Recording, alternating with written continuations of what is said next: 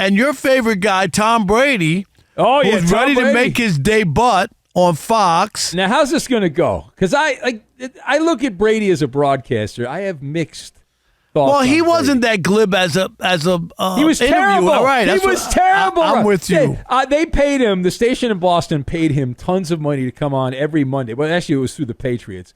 But he went out of his way. In fact, he's admitted it. He tried to say nothing interesting every time he did an interview. And taking all that money. Yeah. He took all this money. He purposed, like Derek Jeter does the same thing. Like, he just didn't want to say anything. And so now he's going to be a broadcaster. But even as a broadcaster, he said he doesn't want to be too critical of certain guys. But to be good, I think we agree on this, Rob, you got to throw some haymakers. Well, why do all the players dislike Charles Barkley? Because he's honest. He's not in that camp. And if you really want to be a broadcaster or analyst, you got to be willing, and that doesn't mean you have to go out and just rip everybody. That's not what we're talking about.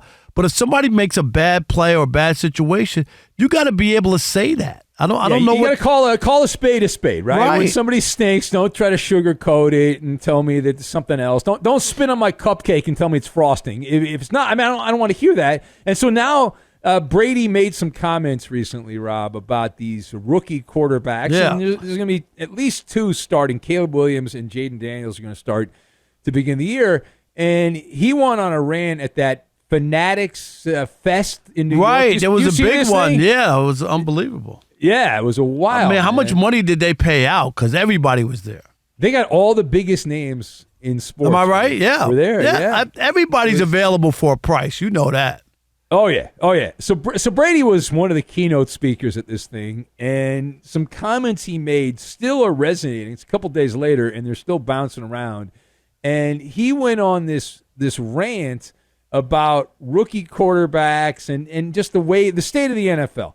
But he used the T word, Rob. He said it's a tragedy that we're forcing these rookies to play early, but the reality is the only reason why we are is because they've dumbed down the game. That's Brady's argument. He went on. He had a lot more to say than that, but that's the gist of it. Is it's a tragedy.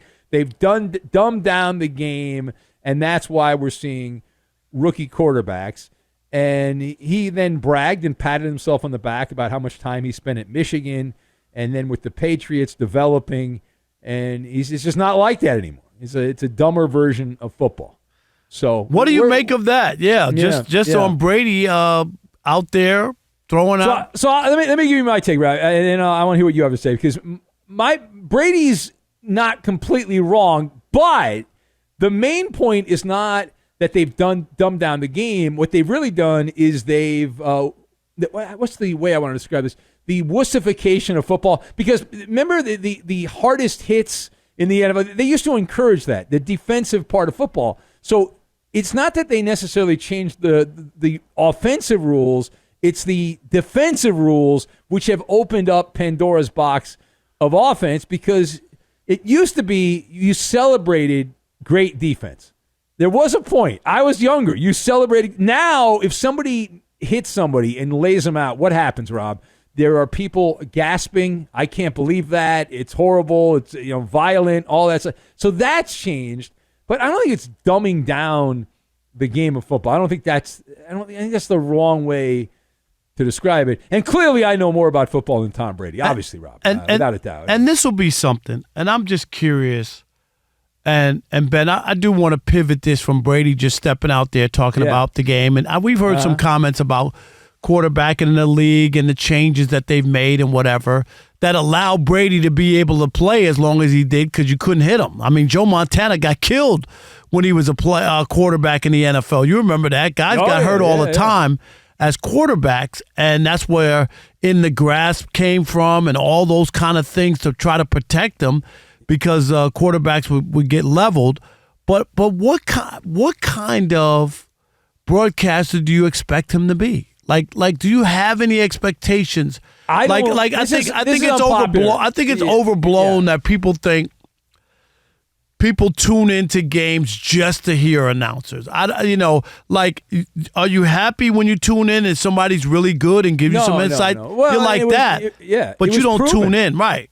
Well, it was proven when Fox lost Joe Buck and Troy Aikman to ESPN, and it didn't matter. The ratings didn't go down. They didn't change at all. It's the formula is pretty simple. You know this, Rob, from your experience in the business. If Fox has the Cowboy game that Sunday, they have the highest ratings. It doesn't matter.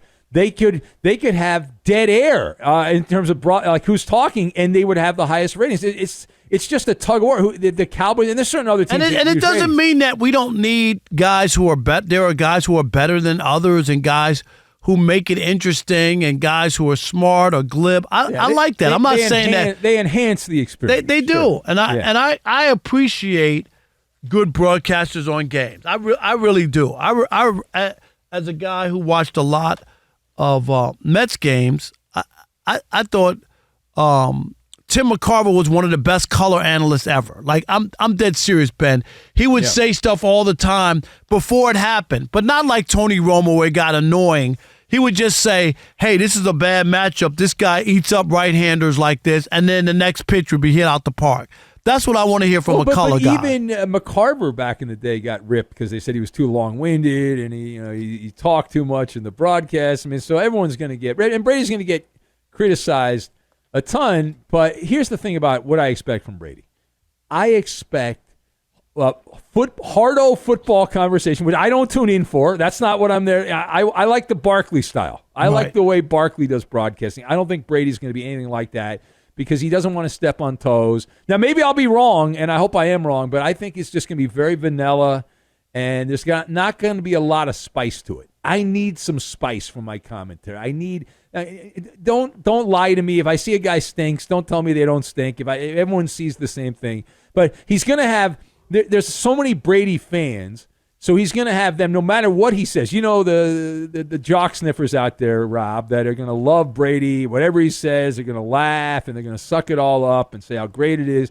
And then there's people that don't like him. They're going to. So it's somewhere in the middle is where he's a polarizing guy. There's no doubt about it. So it's going to be interesting to see whether or not people take to him. I have low expectations. I didn't even think we would get to this point. I thought when that he wouldn't do it. That I didn't think he would actually do it. Well, $37.5 million a year to do 17 football games. I don't care who you are. I don't care how much money you've made, Ben. That's a pretty sweet. That's a pretty sweet gig. Oh, it's okay? a great deal. Are you kidding? Now, how many other things does he have to do for that $37 million? Like, he has to do appearances, I would assume, right? There's other stuff. I'm still waiting for him to come on The Odd Couple. I'm sure. He has not come on The Odd Couple? Why not? I know. We don't rate, I guess. We're in the Fox family. You and Tom Brady are connected. Would that be some show, me and Brady? You know he knows all about you. You know, is that right? Oh, 100%. Yeah. All these guys that say they don't listen, they don't pay attention to the media, they pay attention. I did a friend of mine. I'm not going to say his name, but in the media, and he knows Bill Belichick, and he said that Bill Belichick did ask him about me. Tell me about this Rob Parker. I want to know. You know what I mean? Because Belichick is a closeted sports radio listener. Oh, is he? A lot of people don't know. Yeah, when I met, there's a radio guy in New York named Joe Beningo years ago. I know Joe. Yeah, Joe's a good guy. So you should ask him the story sometime. He told me the story at the old Shea Stadium that when he was starting out, he was doing like overnights, like I'm doing now, but he was starting out doing overnights, and he became like pen pals with Bill Belichick. Belichick would listen on his way to the Jets facility in the morning, early in the morning, right? And they became like pen pals, like just they would communicate about different things via, I think, email at the time.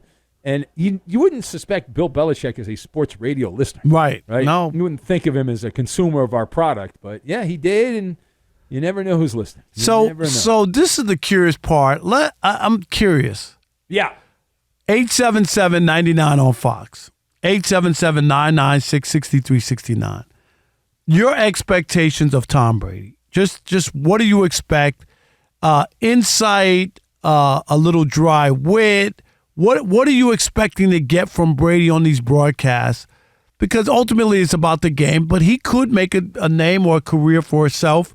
You know what I mean? If he's able to make it. We've seen guys become really good. I want the entertainment factor. I don't. Or think what do you? Yeah.